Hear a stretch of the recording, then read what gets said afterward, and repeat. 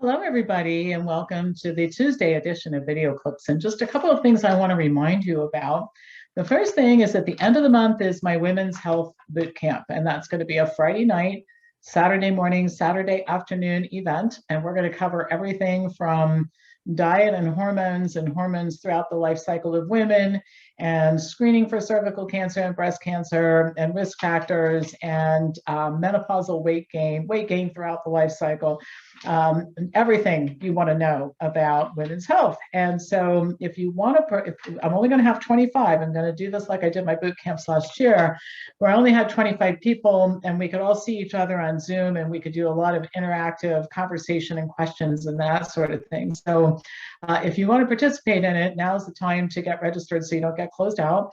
So you can either call our office or you can send me an email at pampopper@msn.com, and we'll send you some details or have somebody call you and talk to you about it.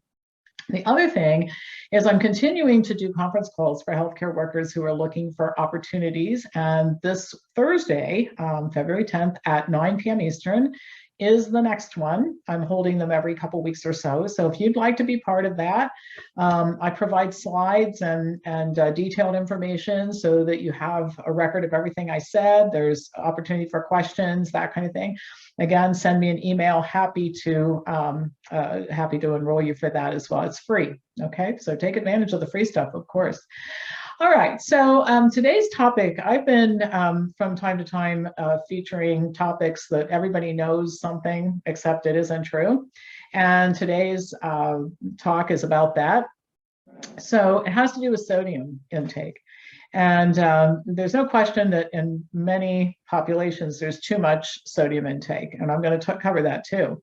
But the idea of sodium restriction is not as well supported by facts as you might think. And I've written several articles on this topic, but there are some new studies that I want to cover, which is why I'm bringing it up again.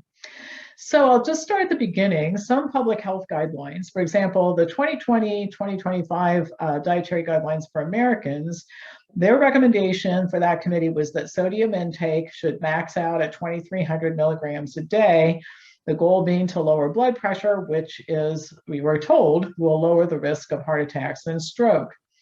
Well, first of all, it's a public health policy that has largely failed. Most people do not lower their sodium intake to this level, and there are several studies showing that. And it's most likely not based on sound scientific evidence, like so many of the other everybody knows things that I've talked about in this series, all right? So the first thing is there are no randomized controlled trials that have followed people who limit sodium intake to this level for a sustained period of time. So that's the first thing. So anybody who's telling you the evidence shows that doing this for a long time is beneficial, there isn't anything to show that. So it would be based on hypotheticals, all right? And there are no studies showing clearly that clinical outcomes are measurably better as a result of sodium restriction. So the first study I'm going to talk about was done in 2018. It's the PURE study, P-U-R-E. 70 centers, 21 countries, 102,000 plus people, followed for 9 years. And it showed that moderate sodium intake, and you're going to be surprised at what moderate is, 3,000 to 5,000 milligrams a day, is optimal. And both lower and higher sodium intake is associated with higher incidence of cardiovascular disease and death. So, and this isn't the only study, I'm going to cover several, that shows that too much salt, but conversely, too little salt are bad idea, all right? Now, this study not only looked at the effect of intake on blood pressure, but also followed through to look at what kind of effect it had on events.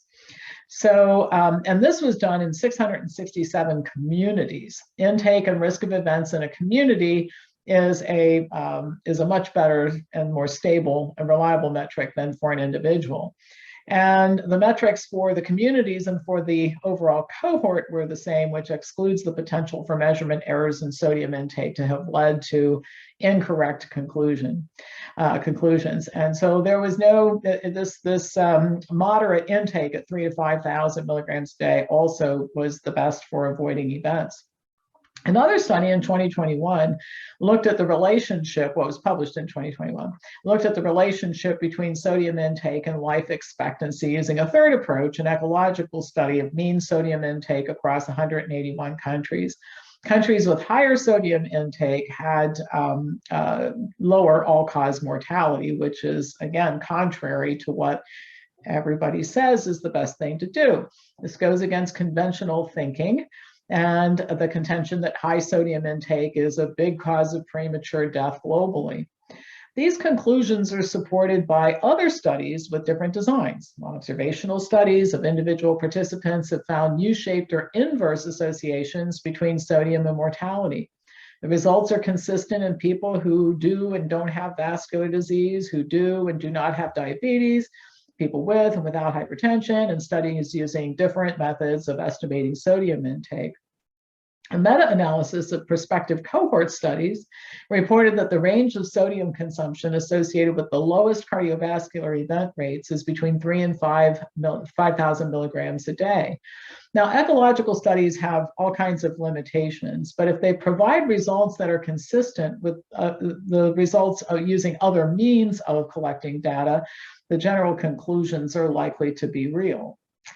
Now, I want to come back to public health policy. What should we be telling people? And I've been telling people for a long time, because this isn't the first time I've tackled this issue.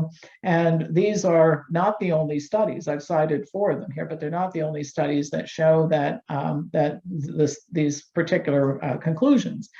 So I want to come back to the PURE study. It did find a positive association between sodium and stroke, but only in communities in the upper third of sodium intake at 5,000 milligrams a day or more, which were largely locations in China, where the mean sodium intake was 5,600 milligrams a day. So what I think these studies point to is a much more nuanced approach to sodium intake that targets communities and countries with high mean sodium intake over 5,000 milligrams a day, like China. And the goal would be to lower their intake down to the moderate level, 3,000 to 5,000 milligrams a day, which seems to be the most protective based on these and many other studies, instead of the global strategy of extreme sodium restriction for everyone. Now, I'll mention a couple of other things. When people convert to a health-promoting plant-based diet, they're going to get rid of a lot of animal food. Dairy products contain a lot of sodium. They're going to get rid of a whole lot of processed food, lots of sodium there. They eat more real food, prepared properly. Their sodium intake goes down, their potassium intake comes up. And by the way, the relationship between sodium and potassium is important too. It goes beyond the scope of this particular discussion. But not much else needs to be done in reference to sodium intake.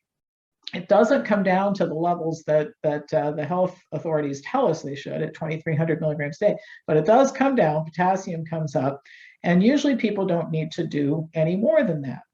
Now, there are people who are salt sensitive. And for people who hold water, who retain a lot of water after they eat something that has salt, or for people who have measurable increases in blood pressure in response to eating salt, they probably should lower their salt intake. But like so many recommendations, one size does not fit all right?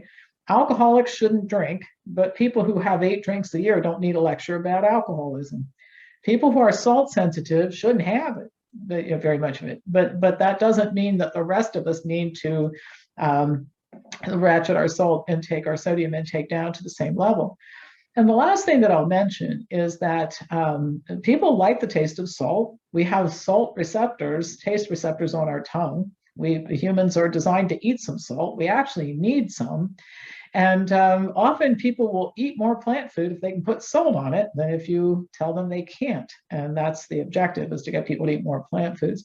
So all in all, I think that this is a very ill-conceived strategy, this extreme salt restriction.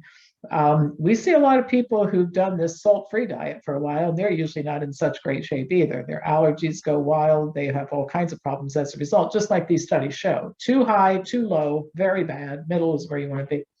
So I hope this has been enlightening. I will turn this into an article and post it in our library with the references, so that sometime in the near future, so you'll have it to look at.